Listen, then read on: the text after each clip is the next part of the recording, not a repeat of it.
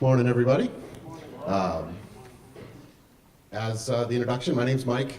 Mr. Mullinax sounds very weird to me. So to give you a little bit of background on myself before we dive into this, I was actually not that many years ago a part of the Algonquin first team. So from 2005 to 2007, I was right here in this same building, playing with robots every day after school, and now I get to do it every day at work. And it is as amazing as I always thought it would be. So it is something that if you are passionate about anything, keep going for it, because you can get to live your dream, and it's so much fun. And have Jeff introduce himself here. Hi, can you hear me? My name's Jeff Amberson. I have previously I worked at iRobot. As of 2 years ago, Endeavor Robotics didn't even exist. We were all one big company under iRobot.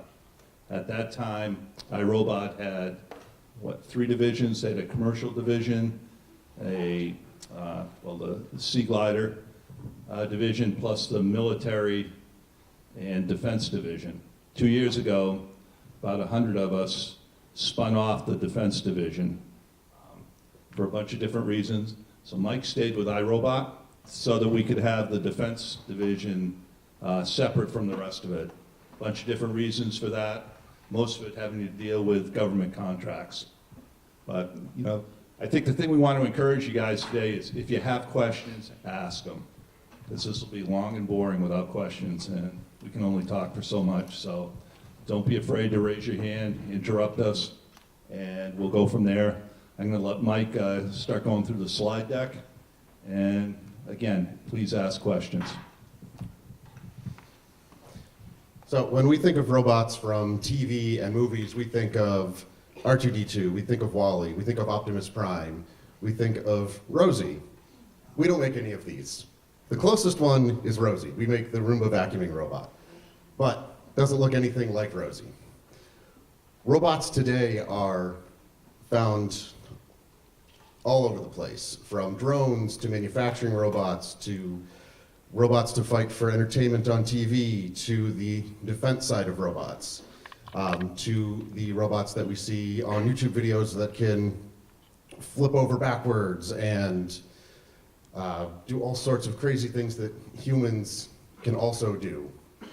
And it takes a lot of people to bring one of these robots to life. It's not just a couple of people. It is a whole team of engineers, scientists, marketing people, salespeople, supply chain people, support people. It is a huge team and a huge family.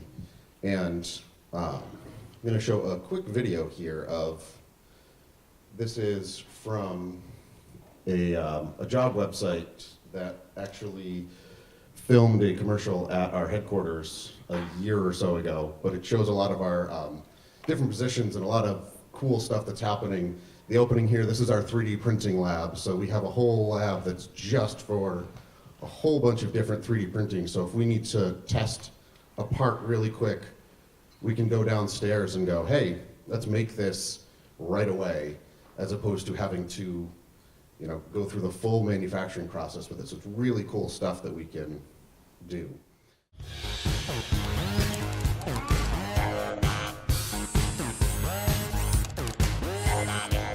How do robots work? You need a team, working together, doing all kinds of jobs.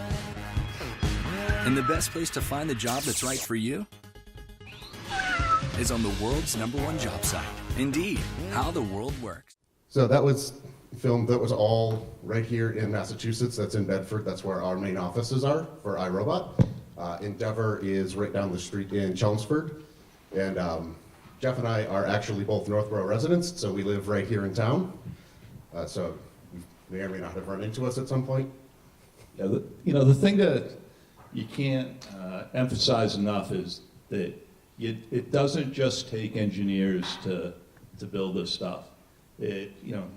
people with business degrees, people with marketing degrees, people with, math degrees.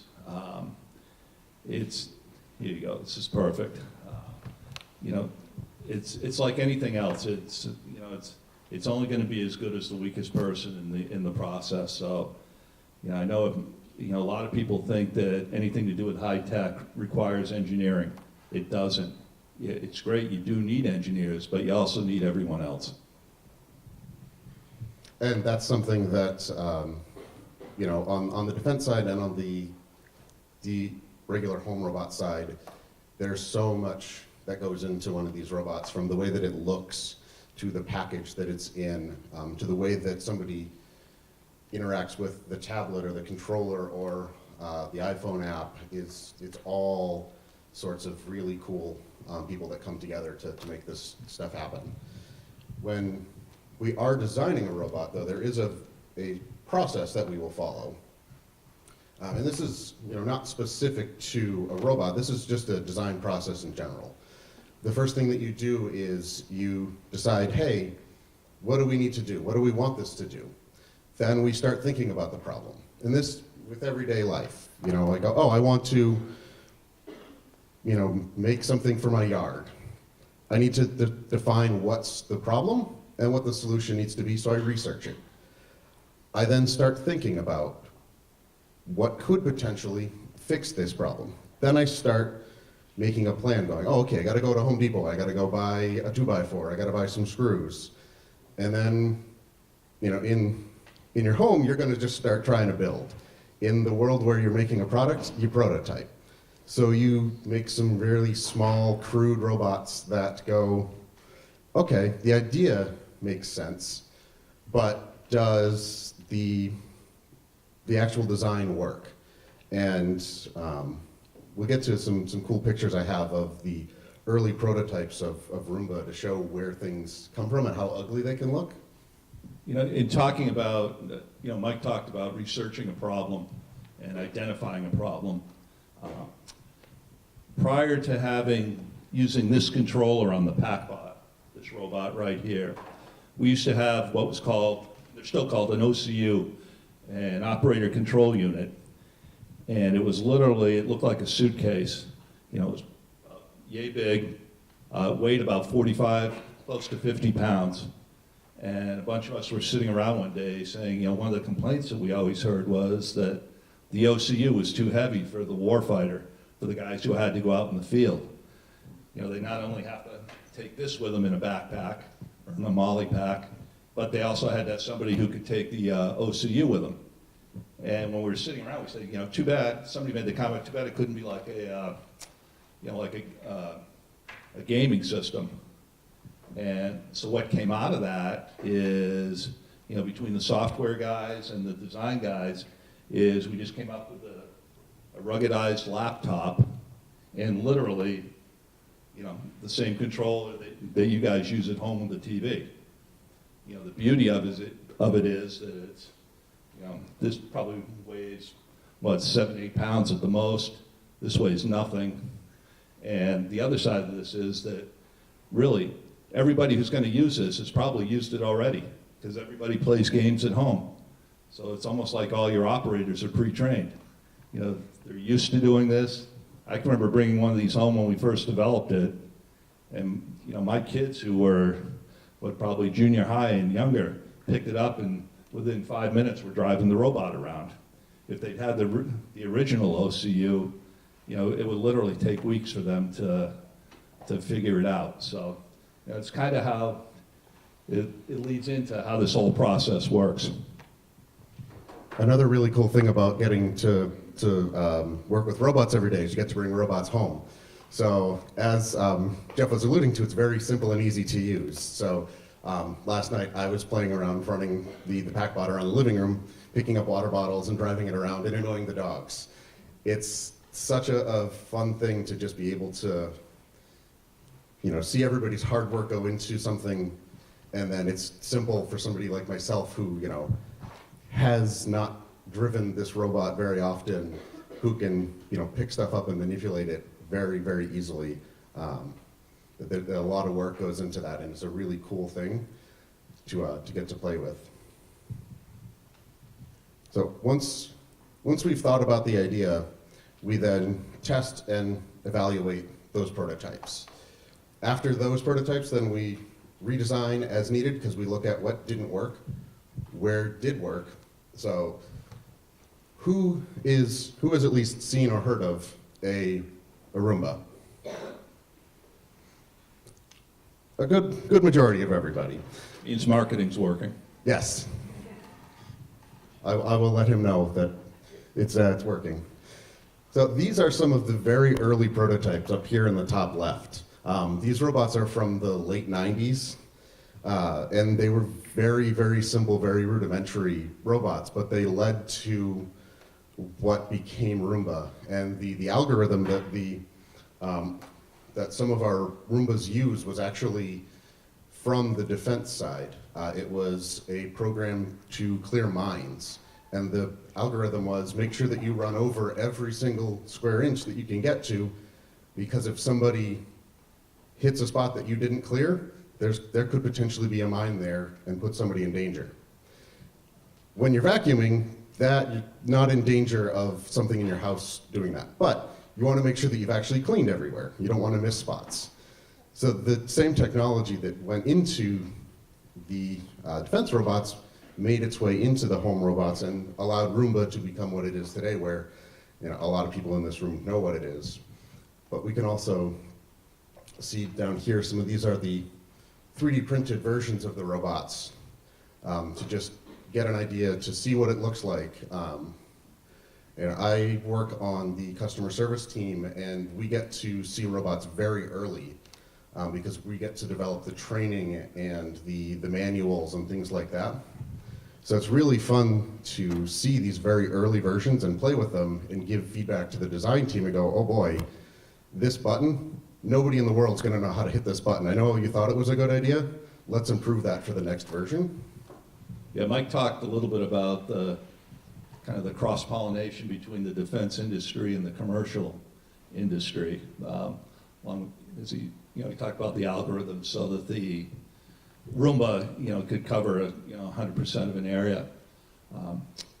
Originally, before the Roomba was developed, they had it was a project for a defense agency called DARPA, which is it's a government group that funds private industry to develop particular products for the defense industry, and that's really where a lot of this came out of. There was an original project that was done by the founders of iRobot, who were out of MIT, that was called Genghis, which literally looked like almost like a crab, I guess.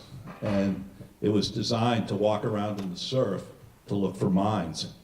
And there's a little more background into where the Roomba actually sprang from, because as they looked at that and they were able to develop this this mine sweeping product. Someone came up with a bright idea. Boy, if it can do this, too bad you can't, figure out how to make the thing vacuum. So. And that kind of brings us to, what does a robot do? Robots, there's a whole bunch of different kinds of robots. We have some examples up here of robots that are driven by a person to keep them out of a dangerous situation. We have robots here that run completely by themselves to take care of a boring job that nobody wants to do, vacuuming the house or cleaning a floor. With the PackBot over there, it's a robot that's used to disarm bombs or help with industrial accidents, which we'll get into in a bit here with some of the really awesome things that these robots that you see here have actually helped out throughout the world, and help keep our police safe as well as our armed forces, and even things like the nuclear industry has used these in the past. So it's a really cool thing. But we have a robot needs to replicate a lot of human senses. So it has sensors to see, it has sensors to hear, it has the ability to feel, not in the same way that we would feel feelings, but to actually know if something's being touched. It knows whether or not it can drive off a cliff or not. So this robot doesn't tumble down the stairs. This robot here, if I'm driving it and you can actually throw this one through a window, and if it lands upside down, it knows, hey, I'm upside down, automatically flip myself back over. So there's a lot of smarts going on in these guys here. So, Mike talked about, the different sensors or senses that you can put on a robot. With the PackBot, you can put anything on this. Does anybody know what CBRN is, or CBRNE? It's chemical, biological, radiological, nuclear. And we can put a suite of sensors on this that can detect all of those. Obviously the military uses them. They're going into the unknown areas. You can put a sensor on here that can sniff out bombs, can sniff out certain explosives. They use them in airports. Starting to use these where they'll drive them, just have somebody driving a robot through the airport. And as it's going, it's sampling the air as it goes. And they're sensitive enough that they can tell if there's something in somebody's bag. They use them in places where there's luggage, that type of thing. They may use them in places like a UPS or something to see if there's something in a package. Again, with the with the CBRNE suites on this, radiological, it can pick up minute amounts of basically whatever it is you're looking for at that particular time. But it does mirror some of the human senses, the hearing part of it, the sensors that we can throw on the PackBot that can pick up gunshots or artillery. They use this in theater in Iraq and Afghanistan where with a sensor, if they're, say the warfighters are taking sniper fire, there's a sensor that you can mount on this that basically can pinpoint exactly within a couple of feet where the fire is coming from. Obviously so what they can do is these guys stay behind cover. They can drive the robot out. Somebody wants to take shots at the robot, go ahead. But once they do, even if it's several hundred yards away, this can literally pinpoint within a couple of feet where that shot's coming from. And so, as I said earlier, dull, dirty, and dangerous jobs are what robots are really, really awesome for. And back very shortly after the PackBot was even still in development, it's a thing that I remember very much because I was right about your same age when it happened, was 9/11. And you can see in the picture on the top right that only 4 days afterward, a group of engineers had taken the prototype PackBot and went to New York to try and help, which was just a crazy story. And I'm sure Jeff has a million more. Yeah, during 9/11, PackBot, I talked about DARPA earlier. This was a project that really received a lot of its funding from the government. It was probably, 80% complete. And I say that, but it's never really complete because it's constantly evolving. But 9/11 occurred and they contacted us, the government did, to ask if the robots could help to search the area.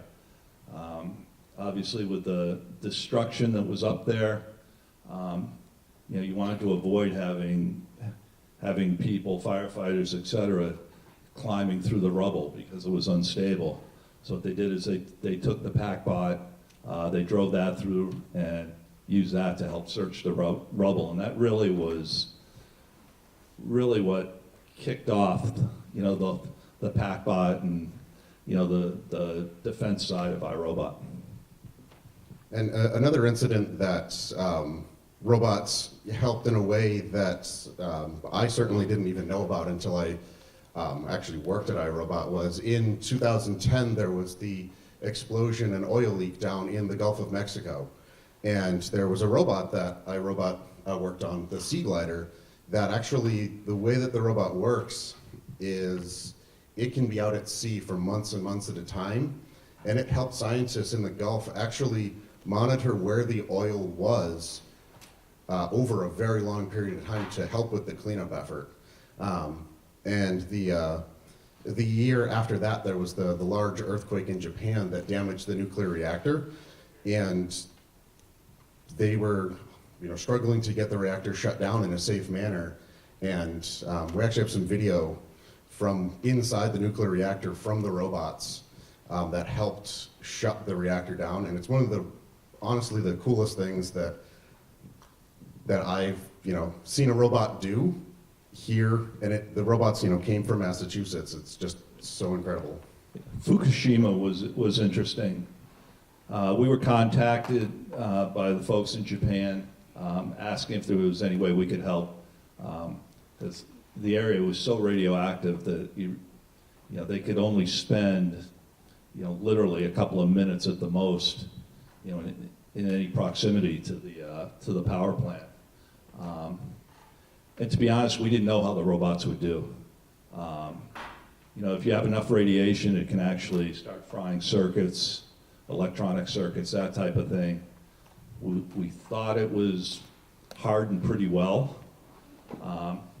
So what ended up happening is we sent them a bunch of robots. We sent them some Kobras, which are a really big robot. It's over 500 pounds. And then a couple of PackBots also. And one of the original problems we had is once you had the robot in there, yeah, you could drive it out, but nobody wants to go near it after that because the thing's radioactive. Also, I love this. This is the world's largest Roomba at this point, helping with the cleanup. This is the Kobra with an attachment on the end to help pick up the radioactive debris. So what we ended up doing is, and you talk about engineering on the fly, is we took the PackBots and we figured out how to be able to essentially charge the batteries on the Kobra with the PackBot. So we have the Kobra in the plant, then we take the PackBot to go in and hook up the Kobra so we could charge it. And it was interesting. I mean, it was fun work, it was rewarding work, but it was long hours. Question, after they came out of this radioactive area, what happens to that to destroy it? Yeah, they were so hot at that point that, and there's actually some that are still in there. And they'll probably be there for a long time.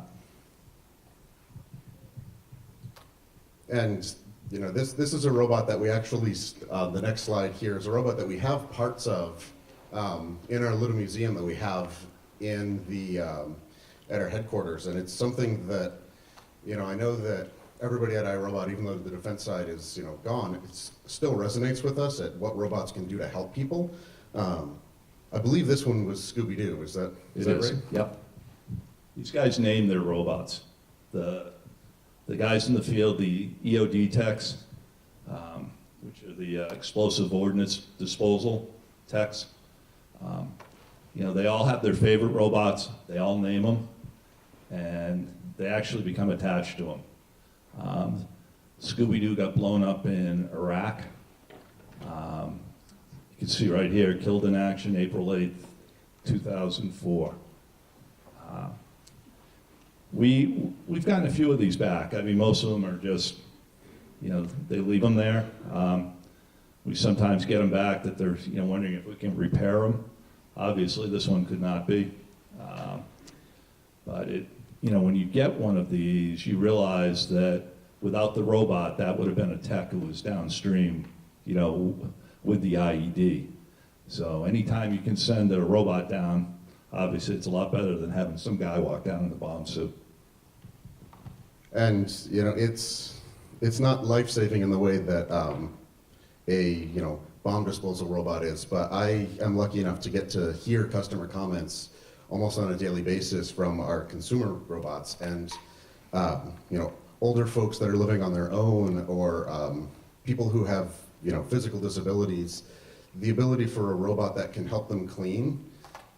It's the stories that we get are in the letters people handwrite to us. It makes what we do every day so incredible. And I look back 10, 15 years ago, I dreamed that I would be working on robots every day and that they would actually impact things. And now I get letters in the mail that I get to read of I bought a robot for my grandmother. She lives on her own and she really likes a clean house, and the robot really helped her feel better about things and not have to worry about lugging out the big canister vacuum. And it's such a small thing to us to think about it, a robot driving around in the office, but to the people who at the end of the day use it, it's really impactful. And that's everybody from the interns all the way up to the CEO, all have an impact on what happens, and it's just an awesome field to be involved with. And we already talked about this and the sensors a bit here, so I'm going to show an overview of the different robots that Endeavor has. If I can find my mouse.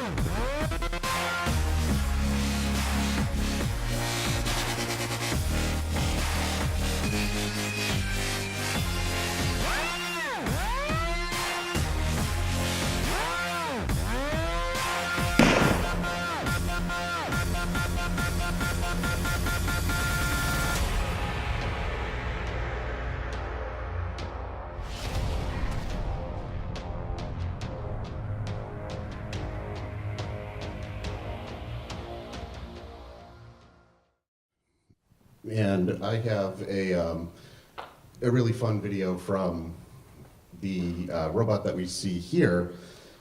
This robot actually has a camera, and it actually maps out the home as it's driving around.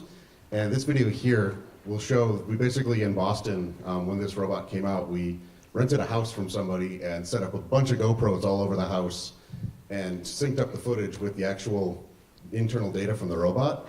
So it's really cool to actually see what the robot sees. So on the right, you'll see what the robot sees, and on the left, you'll see the robot actually driving around the house.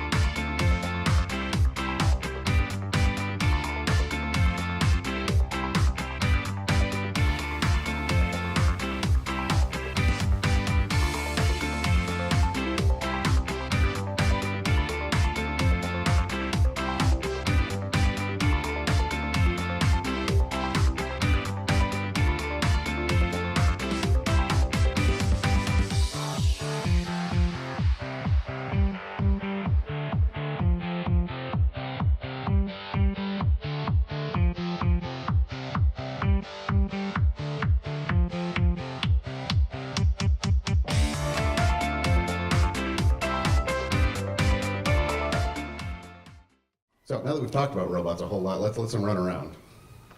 These ones, it's a little hard to see from the back, but the robot actually has 4 cameras on it, so we can see the front, back, and both sides. But I can drive it all the way around the room and not actually need to be seeing the robot anymore. So we'll see if I can actually make it go all the way around. I'm going to try and drive this other one, which uses a tablet. So it really doesn't have a joystick. I can point on the tablet where I want it to go and it'll drive itself.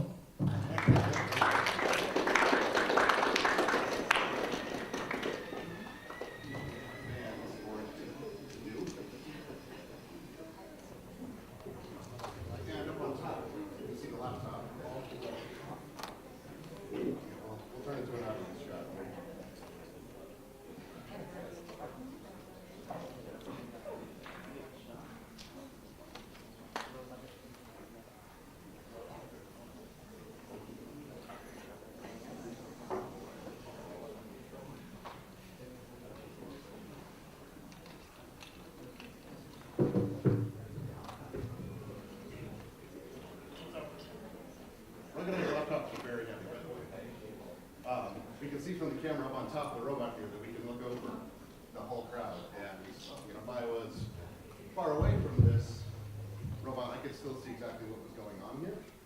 I'm going to try, and no pressure in front of an audience, pick up this water bottle and put it on the table.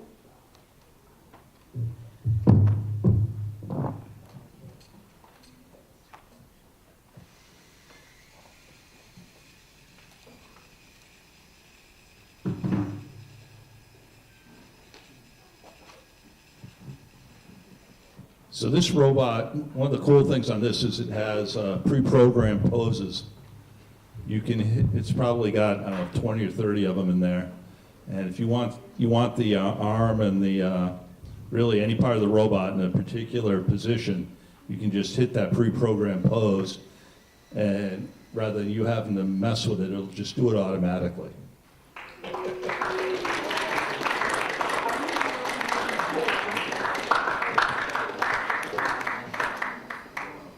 You get EOD techs who are, work with these every day.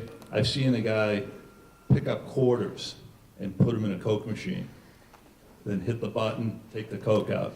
It's amazing how good they get with them with some practice.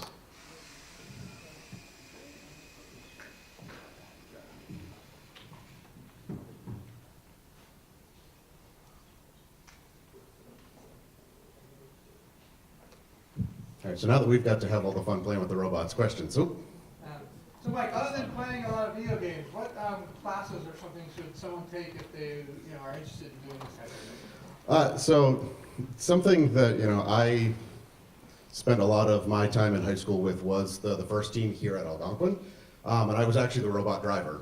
So I got to drive robots, not quite like this guy here, but big robots in competitions around the country. We went to Atlanta, we went to all places around New England. So anything that is a CAD class, a math class, an engineering, a metals, a wood, anything that really gets your mind thinking about problems and a way to solve it, has applications in robotics and technology in general. I know these bigger robots have bigger issues, but are they made to be fixed on the fly for people? As much as we can. There is basic things that you can do out in the field. We're constantly trying to make it field repairable. So then you have different levels really of repairability. You have repair in the field, then you have what we call depot level. And that's just really small shops in the field, in Iraq, in Afghanistan. They can do quite a bit with it. So yeah, it's a great question because when the robot's down, it puts people at risk. And you want to get the thing back up and running again. So yeah, we're constantly trying to make it more field repairable. And that's something, like I said, on the Roomba side, over the years, they've become easier and easier to repair. As we've listened to, customers saying, hey, I don't have the ability to replace a part, almost every component that can go wrong with the Roombas of today can be taken out with just a Phillips screwdriver. So it was that design iteration of listening to what the people who are actually using the robots, not the people who are designing and thinking, oh yeah, I got a great idea, listening to the actual users to say, hey, I want to be able to take this thing apart with a Phillips screwdriver. And, with a couple exceptions, I can, take that robot completely apart with just one screwdriver, which, most people are going to have in their house. So if you need to fix something on your own, it's right there to be able to be done. Some people are like concerned about increasing the use of technology because they feel as though like it will either like take over a lot of human jobs or like humanity will become like more lazier per se. How do you like respond to that? So I think the question was, is technology going to take over jobs? Was that what I heard? That's part of it, yeah. So, And people I become think- lazier. yeah, I think what you're going to find is, it's going to create jobs. It's going to create different jobs. We'll need more engineers. We'll need more people with technical skills. So there'll always be jobs. Could it replace some jobs? Sure. But at the same time, I think it's going to create other jobs that don't exist today. 20 years ago, you didn't have roboticists, or not many of them. Now you have, you look at Massachusetts, you look at the number of high-tech jobs here, many of those didn't exist before. So it's just, I think it's part of an evolving process. Yeah, and we hear a lot of that on the home side as well. Are people being lazier because they don't have to vacuum anymore? And what we're seeing with people is that it's not that they're not vacuuming and they're not just sitting on the couch anymore. It's that they are going out and doing things in the world. If you say spend 3 hours vacuuming every week, it's probably more than most people are ever going to do unless you're a neat freak. But you're not spending that time anymore. You're going out with family, you're going out with friends, you're making time for other things in your life, which is, just giving people back. Everybody's day is getting busier and busier, and any little bit of time that we can give back to people really makes a big impact on their lives.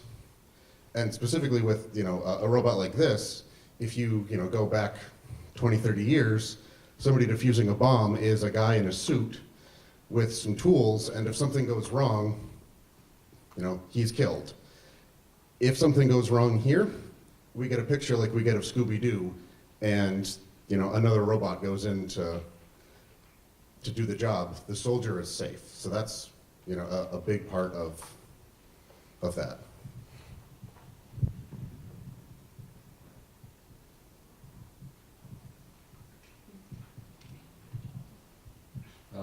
Are there any new uses for robots that have been found recently? Like any big developments that will be coming up soon?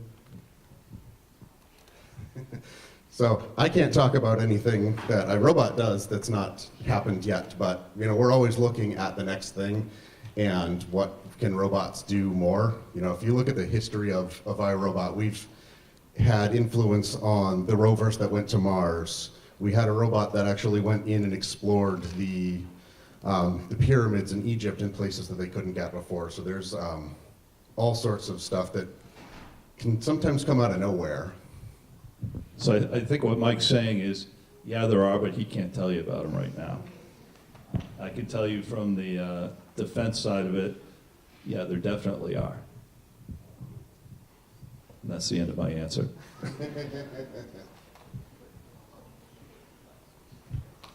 I mean, what would you think would be some of the future uses? You have any ideas? More use of drones? Yeah, I mean, look at, take drones, that's a great example. Drones are used for so many different things now than they were, say, 10 years ago. There's companies out there that use it for things like inspecting bridges.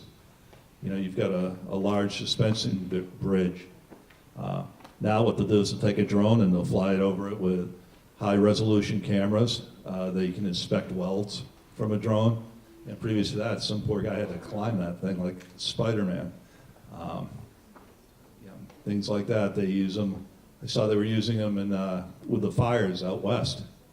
They were flying the drones over to try and figure out where the hot spots were. And you put thermal imaging cameras on them. You know, there's just, you know, a million different things out there that, you know, not just drones, but all robotics, you know, could be used for. And it's just somebody's imagination.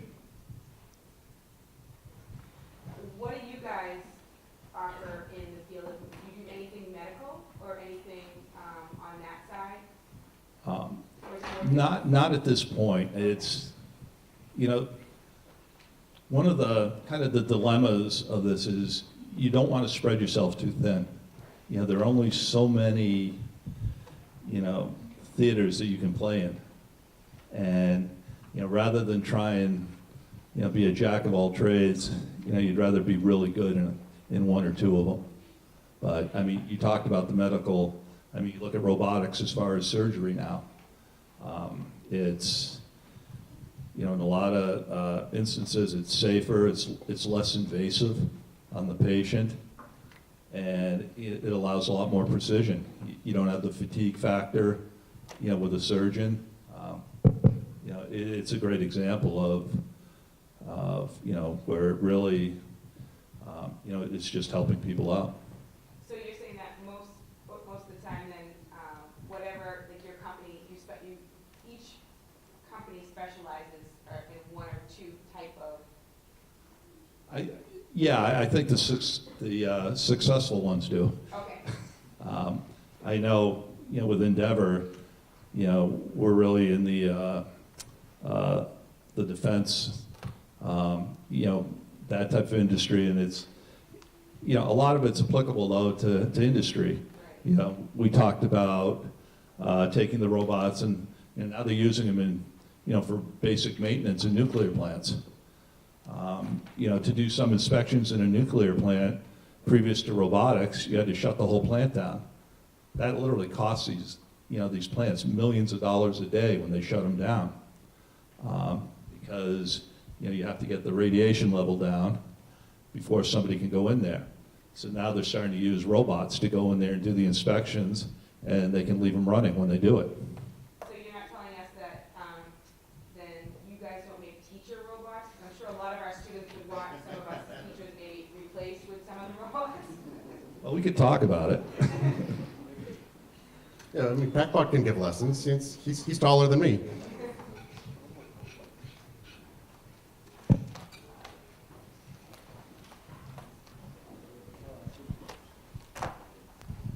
So you're always solving problems on how to deal with the issues that the robots have. We live in a world where you can buy robots, like drones that have cameras on them. How do you guys deal with the fact that people could be using them to like go spy on people, like just normal people? So specifically, let me get back to the front to answer. Mike, can you repeat the question? What? Can you repeat the question? Robots have cameras and sensors on them. How do we protect people's privacy? Specifically with our Roombas that have a camera on them, the way that that robot is designed is that camera cannot be accessed by anybody else. The data that it's using goes from the camera to the one board where the calculations are done, and it never leaves that. There's no connection to the internet or anything with this product as far as the camera goes. You can start it and stop it and schedule it from the internet, but there's no way for somebody to go in and change it. No, but they sell drones that have like GoPros on them, so that's people going and buying them. So those companies obviously have a much bigger problem than we do. We take security very seriously. It's something that we have entire teams that work on. So you know, a lot of those companies have a lot of work to secure their users' information. But when it comes to to what we do. We design specifically around that so other people can't spy or use the robots against anything. And Jeff can talk about the PackBots. Yeah, so, from Endeavor's viewpoint and from the robots that we manufacture, probably the wrong answer to give you is our job is to invade their privacy. These are used in military applications. They're used for what they call situational awareness, i.e., knowing what's going on, being able to assess a situation without having someone in close proximity, because it could be a dangerous situation. The first look you saw in the video where they're throwing it through a window. It's used by SWAT teams. They'll come up on a situation, and rather than having somebody go through the door right away, they can throw this through the window, drive it around. They can see what's going on. So I guess in that sense, we are invading someone's privacy. But to your point, with people flying drones around, yeah, I do think that's an issue. And I think really, what's going to come down with that is I think it's going to be legislated. It's very hard to tell somebody, who's flying a drone around what they can and can't look at. But I agree, it is a problem. I just started the video specifically to the first look because I love the shots of it getting thrown through windows. It's really fun to take these robots and just throw them as hard as you can, and they still last. So we can take this one and it'll be fine. We've actually taken it and thrown it off like a two-story building into a parking lot. You can just leave it. Okay, those of you can see it just righted itself. And it's good to go.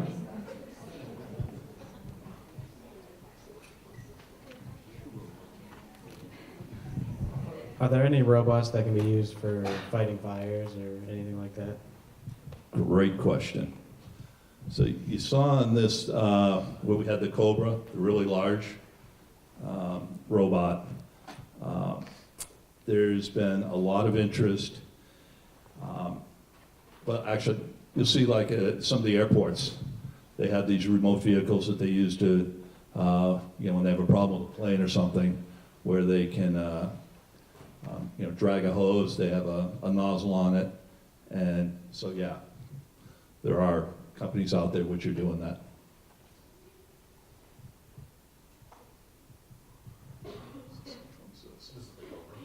Yeah, that's the Kobra right there. That's you can see that's a decent sized robot. It's big enough and strong enough to actually pick up a person or push a car. We show at least one of those in the video here.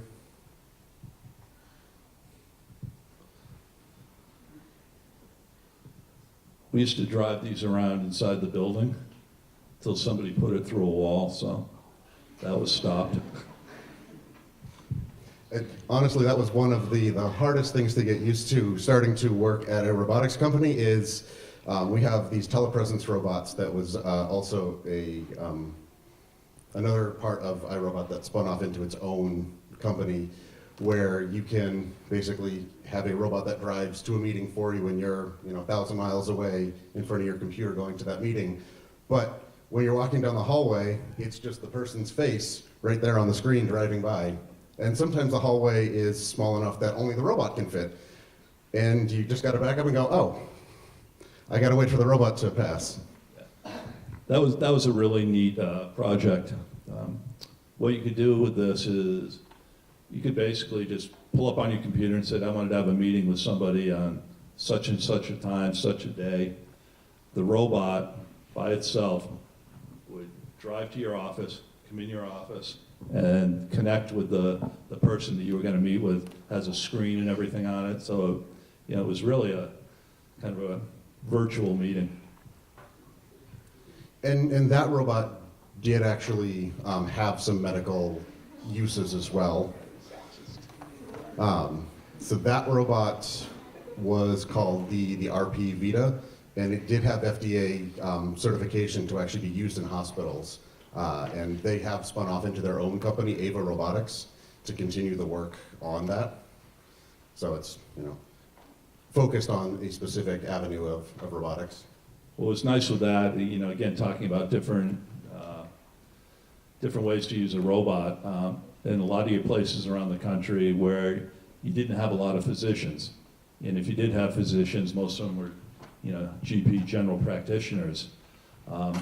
If they saw a patient who they thought needed a specialist, what they would do is, they would use this kind of virtual means of connecting, and they could connect with somebody, say, in Mass General in Boston, who is a specialist. And they could sit there, interview the person, they could get vitals, they could do all sorts of things. So while it wasn't, as good as having the person, on site, it at least, gave them the ability to look at the patient, to see the patient, talk to them, interview them real time. And, a lot of those were used out in, the Midwest, again, places that didn't have the, the medical coverage that, we're lucky to have here in, in Boston.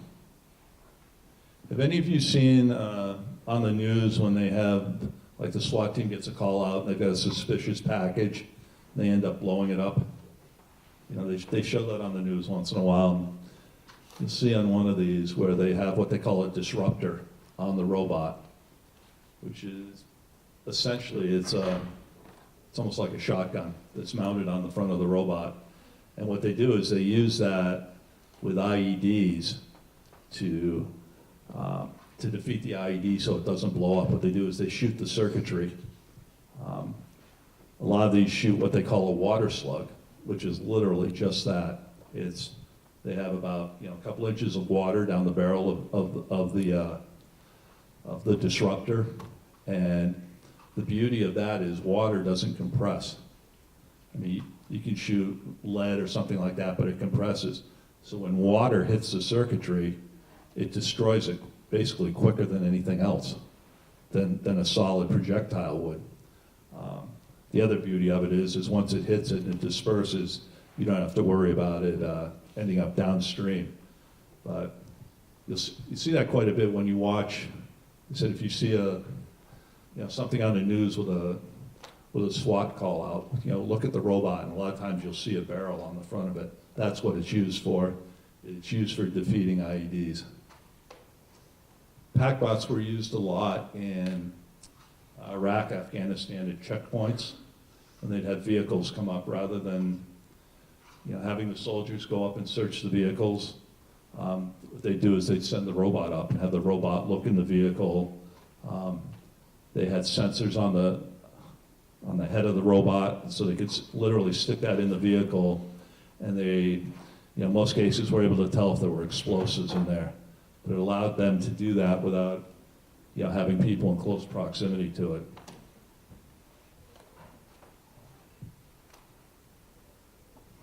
I think one of the, my favorite stories that our CEO likes to tell to new employees is when the PackBot first was going into Afghanistan, we needed to send somebody with the robot because it wasn't really complete to Afghanistan, and he was, it's like, I had to call the insurance company and go, how do I insure somebody, and how do I call his mom? But it was the soldiers loved it so much immediately that they told us that, hey, we took ammunition off the helicopter to make space for the robot, which for somebody who's in a war zone to take off something that they desperately need for a robot is just one of those like, wow, it really impacted these guys right away. To follow up on that, when it was a friend of mine who went over that Mike's talking about. He was over there. He was, helping to demonstrate the robots to the warfighters in the field. And one of the complaints that we had received was that it was too heavy. And this guy Tom, when they came back from the field, the guys were saying, "Hey, the thing works great, but it's too heavy." And he explained to them, "Hey, we build the thing so that it's bulletproof, it's rugged, it's this, it's that. And next day, the guys went out on patrol again, came in, same complaint. It's too heavy, and he, again, you know, telling them how it's made to the highest standards, went through the whole marketing spiel. The third day, they grabbed him and said, here, you're going with us. You carry the robot. So now he's out there in the field with these guys carrying the robot, and he came back and he called us. You know, this is back when I was with iRobot. He called us at iRobot and said, we got to make the robot lighter. And, you know, it was a good case of, you know, if you putting yourself in the shoes of the end user and, you know, truly understanding what they need and what they want. You know, it goes back to, you know, one of the first charts that Mike showed about, you know, being able to evaluate a situation, you know, understand what the true need is, and then being able to adapt to it. And, you know, we have stories going back, you know, to the beginning of iRobot, to all of our times when we've been there and something, you know, crazy or incredible has happened. So, you know, it's being in the high technology field, regardless of your, you know, position and passion, it's something that's really, really, really cool. I'll be right back. Oh.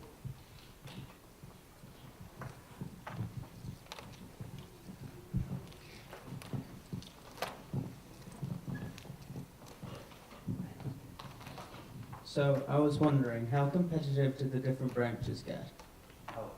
How competitive? When you say the different branches, you mean? Like the military branch and like the... It depends on the situation. They work really well together. A lot of the military type robots are purchased through kind of central locations. You know, they do work well together. There is some competition. You know, it's probably healthy competition. But really when it comes down to you know, working in the field and that type of stuff, they all have one mission. We have about 5 minutes left. Any burning questions that people would like to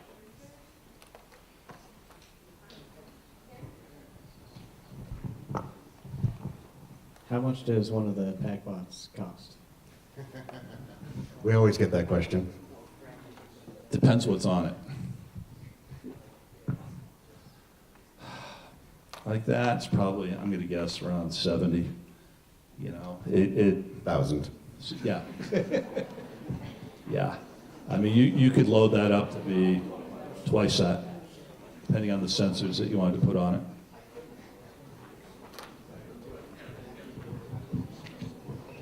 On the Kobra and Pac-Man and others like that, could the disruptor possibly be weaponized for military and police use? You know, at this point, we have not weaponized any of our robots. There's a lot of different thoughts out there on it. There's some people that are adamantly opposed to it,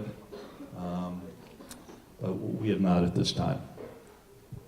For Roomba, it is great at finding dead mice that you have not known about. So it may have already taken its first life of a rodent if we want to go down that road. But it died for a good cause.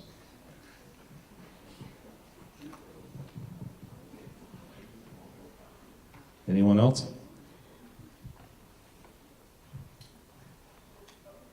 There we go.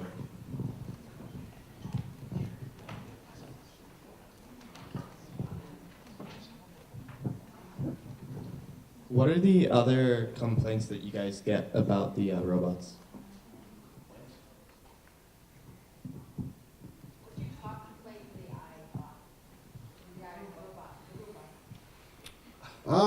Our top complaint is robots not turning on, and good chunk of the ones that we end up looking at when they come back have had encounters with pets, and just pets that have either had an accident in the house or decided that they didn't like the litter box. It's not a pleasant box to open sometimes. Yeah, with our robots, I think everybody wants them lighter, which is understandable. I'd say that's the biggest thing that we hear is, how can you make it lighter? Because these guys have to haul it around the field. Not so much the PackBots; those are usually in vehicles. But there's a robot we have called the SUG-V, which is a little bit smaller than the PackBot, and it's goes into a molly pack or a backpack that the soldiers carry. So everybody wants it lighter.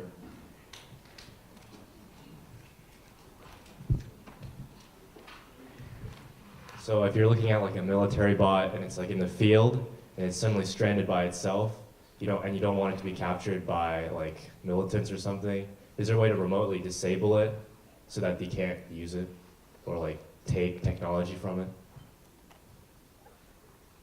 Not really. I mean, it doesn't have like a self-destruct, if that's, I'm not sure if that's what you're asking. If it did, I probably wouldn't be allowed to bring it in here. But yeah. Now, as far as we know, we've deployed a little over 3,000 of them, and from what we know today, I don't think any of them have ended up in the wrong hands. The guys that run these things, like I said, they become very, very attached to their robots, and they almost treat them like it's another soldier, and they won't leave them in the field. We have had a few stories of Roombas running away, though. We've had a few where people have left their screen doors open and the robot went out the door and was never to be seen again. Check their neighbors. Yeah.